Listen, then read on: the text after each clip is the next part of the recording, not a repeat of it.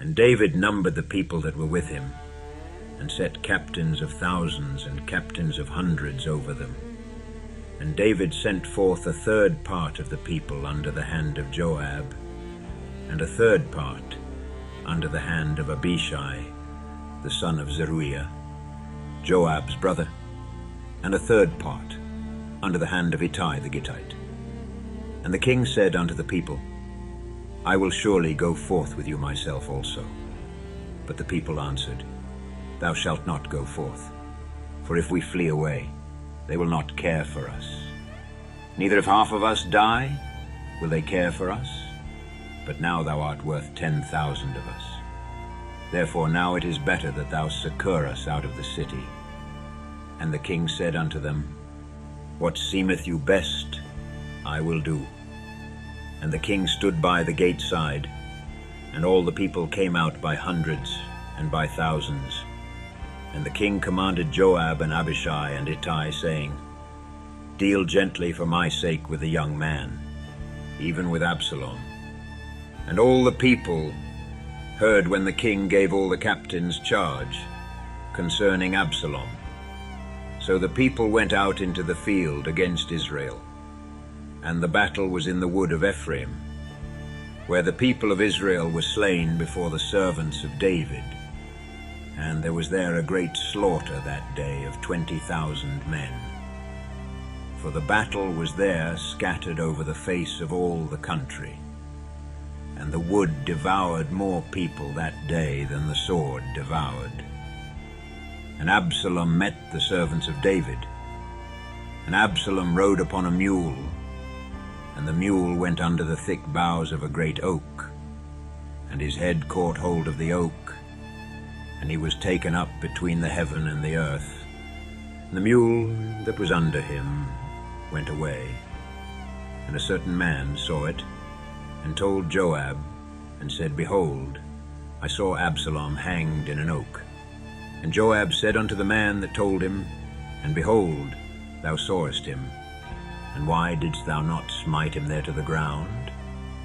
And I would have given 10 shekels of silver and a girdle. And the man said unto Joab, Though I should receive 1,000 shekels of silver in mine hand, yet would I not put forth mine hand against the king's son. For in our hearing the king charged thee and Abishai and Ittai, saying, Beware that none touch the young man Absalom. Otherwise I should have wrought falsehood against mine own life. For there is no matter hid from the king, and thou thyself wouldest have set thyself against me. Then said Joab, I may not tarry thus with thee. And he took 3 darts in his hand, and thrust them through the heart of Absalom, while he was yet alive, in the midst of the oak. And 10 young men that bare Joab's armor compassed about, and smote Absalom, and slew him. And Joab blew the trumpet, and the people returned from pursuing after Israel. For Joab held back the people. And they took Absalom, and cast him into a great pit in the wood, and laid a very great heap of stones upon him. And all Israel fled every one to his tent. Now Absalom in his lifetime had taken and reared up for himself a pillar which is in the king's dale. For he said, I have no son to keep my name in remembrance. And he called the pillar after his own name. And it is called unto this day Absalom's place. Then said Ahimaaz the son of Zadok, Let me now run and bear the king tidings, how that the Lord hath avenged him of his enemies. And Joab said unto him, Thou shalt not bear tidings this day, but thou shalt bear tidings another day. But this day thou shalt bear no tidings, because the king's son is dead. Then said Joab to Cushi, Go tell the king what thou hast seen. And Cushi bowed himself unto Joab, and ran. Then said Ahimaaz the son of Zadok yet again to Joab, But howsoever let me, I pray thee, also run after Cushi.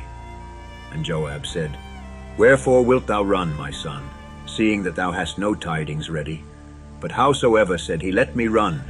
And he said unto him, Run. Then Ahimaaz ran by the way of the plain, and overran Cushi. And David sat between the two gates. And the watchman went up to the roof over the gate unto the wall, and lifted up his eyes, and looked, and behold, a man running alone. And the watchman cried, and told the king. And the king said, If he be alone, there is tidings in his mouth. And he came apace, and drew near.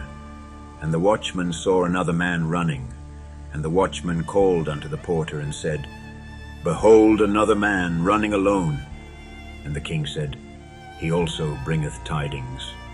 And the watchman said, Methinketh the running of the foremost is like the running of Ahimaaz the son of Zadok. And the king said, He is a good man, and cometh with good tidings. And Ahimaaz called and said unto the king, All is well. And he fell down to the earth upon his face before the king, and said, Blessed be the Lord thy God, which hath delivered up the men that lifted up their hand against my lord, the king. And the king said, Is the young man Absalom safe? And Ahimaaz answered, When Joab sent the king's servant, and me thy servant, I saw a great tumult, but I knew not what it was. And the king said unto him, Turn aside, and stand here. And he turned aside, and stood still. And behold, Cushi came. And Cushi said, Tidings, my lord the king, for the Lord hath avenged thee this day of all them that rose up against thee. And the king said unto Cushi, Is the young man Absalom safe? And Cushi answered, The enemies of my lord the king, and all that rise against thee to do thee hurt, be as that young man is. And the king was much moved, and went up to the chamber over the gate, and wept. And as he went, thus he said, O my son Absalom, my son Absalom, would God I had died for thee, O Absalom, my son, my son.